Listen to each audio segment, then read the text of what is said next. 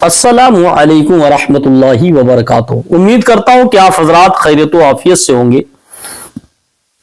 आज मैं एक ऐसी नायाब बात यानी एक वजीफा बताने जा रहा हूं जिसको मेरे ख्याल से सबको सुनना चाहिए और उस पर अमल भी करना चाहिए। आज के दौर में बहुत सारी बीमारियां जन्म लेती चली जा रही, इंसान बड़ी बीमारियों का शिकार होता चला जा रहा है। किसी को दिल की धड़कन बढ़ जाती है, किसी को शुगर बढ़ जाता है, किसी के कुछ भी बढ़ जाता है। इंसान इतना परेशान है कि दवाइयों में घिरा हुआ है।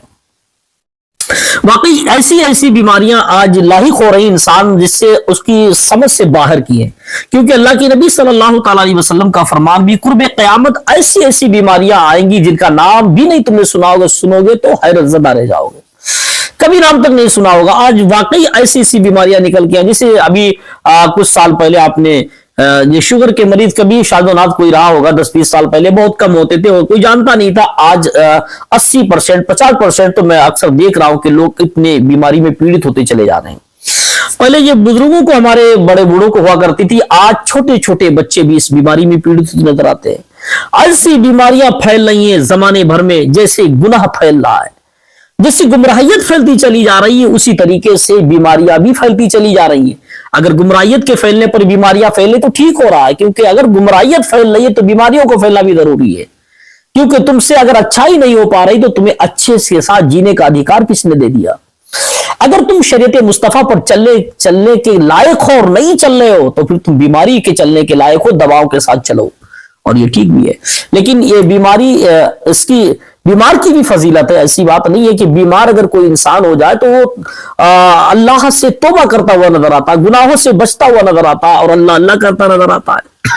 अक्सर देखा होगा, इंसान जब हट्टे कट्टे का नौजवान होता है तो वो जमीन पर भी गुरूर घमंड के साथ चलता है, तो सीना अकड़ कर चलता है। जो अदा मेरे रब को पसंद नहीं वही अदा अपनाता है इंसान।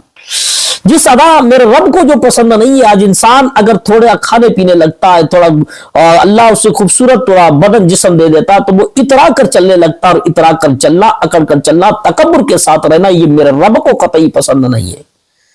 तो अल्लाह ऐसे अगर जिस्म को बीमारी दे देता है तो वो अल्लाह की बारगाह में तौबा भी करने लगता है, खौफ ज़दा भी हो जाता है। आप देखा होगा बीमारी है जिसके बारे में आपको इंशाअल्लाह ताला मैं बताने की कोशिश करूंगा, जिसको कहते हैं बेहोशी की बीमारी। ये बेहोशी की बीमारी बड़ी एक आम तौर पर फैल रही कि इंसान छोटी सी बात सुना के बेहोश हो गया। और अल्लाह की शान देखिएगा कि औरतों के अंदर ये बेहोशी की बीमारी ज्यादा रखी, मर्दों के मुकाबले में मर्द बहुत कम बेहोश होते हैं। मर्द बेहोश नहीं होते, उन्हें दिल का दौरा ही पड़ता है और मर जाता है। लेकिन औरतें आज बहुत ज्यादा 80% 90% बेहोशी की मर्ज में मुब्तला है। छोटी सी बात सुनी, दिल का धड़कन बढ़ा और बेहोश हो गई। तो उनके लिए एक फायदा भी है, क्योंकि बेहोश हो जाती है तो वो दिल के दौरे से बच जाती है, यानी अटैक से, हार्ट की बीमारी से बचती। लेकिन अल्लाह तबारक व तआला इन औरतों के लिए खास कर रखा। लेकिन मर्द अगर बेहोश होता तो बेहोश नहीं होता, अगर कोई बहुत बड़ी बीमारी उससे लायक होती तभी वो बेहोश होता, नहीं बना दिल का दौरा पड़ता है। औरतों के अंदर बेहोश होने की फितरत ज्यादा होती है मर्द के मुकाबले में। तो ये बेहोशी की बीमारी, अगर कोई इंसान बेहोश होता हो बार बार तो उसका इलाज कैसे किया जाए? डॉक्टरों से भी कराया जाए या कोई रूहानी इलाज भी इसके मुतालिक, या अल्लाह ने कलाम पाक में इसके बारे में कोई इलाज बताया हो, या अल्लाह के नबी सल्लल्लाहु अलैहि वसल्लम ने हदीस पाक में कोई इसकी बीमारी का इलाज बताया हो, इसके लिए कौन सा इलाज सबसे बेस्ट, सबसे बेहतरीन रहेगा? आज इसी टॉपिक के हमें बात करनी है। आज हमको इससे मुतालिक बताना है कि ये बेहोशी वाला जो मर्ज है, इसके मुतालिक हमें आज बयान करना है कि इस मर्ज के लिए हमें इंग्लिश दवाइयों का यूज करना चाहिए, या फिर देसी दवाइयों को यूज करना चाहिए, या रूहानी इलाज करना चाहिए, या अल्लाह के नबी सल्लल्लाहु अलैहि वसल्लम के फरमान जो है उसके मुतालिक अमल करना चाहिए, या अल्लाह तबारक व तआला के कलाम में क्या इसके बारे में बताया गया कि बेहोशी के लिए इलाज है या नहीं है। तो देखिएगा मेरे भाई, मैं आपको एक बहुत आसान तरीके से, एक बहुत आसान एक वजीफा बताऊंगा, अमल बताऊंगा।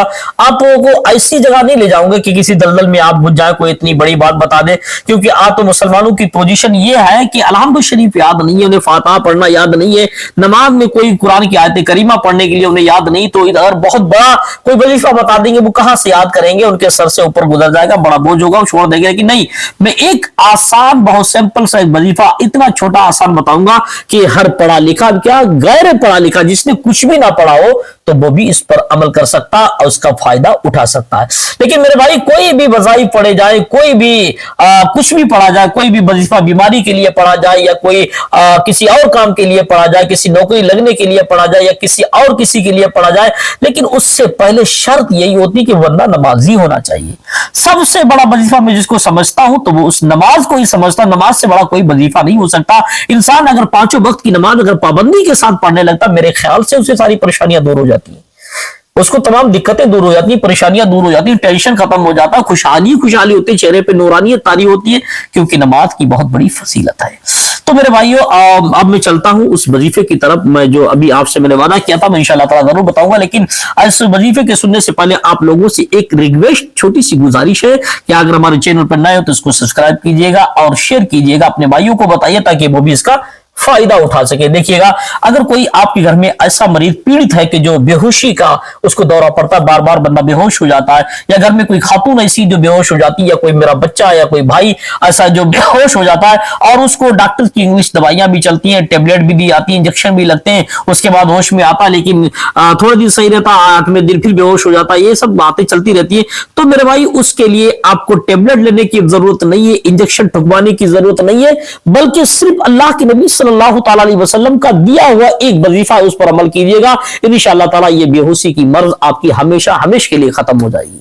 وہ جانتے کون سی وظیفہ ہے؟ بہت آسان ہے میرے بھائیوں. اگر کوئی انسان بے ہوش ہو گیا تو اس کے سریانے کی جانب کھڑے ہو کر 313 مرتبہ پڑھنا یا رحیمو یا کریمو, یا رحیمو یا کریمو. یہ یا رحیمو یا کریمو اتنا پاورفل, یہ جو جملے ہیں اتنا پاورفل ہے, میری زبان قاصر ہے اس کو بیان کرنے سے.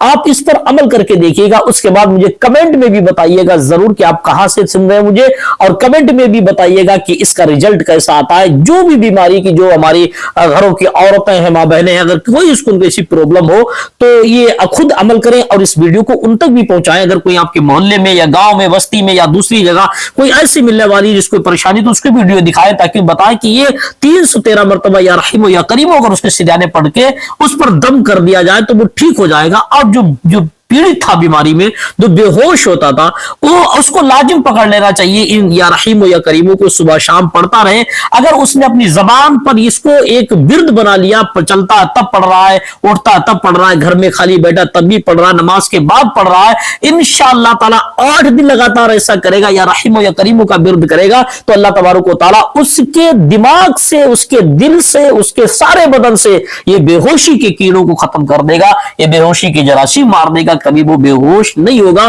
بلکہ وہ صحت یاب ہو جائے گا, کبھی اس کو بے ہوشی کا دورہ نہیں پڑے گا.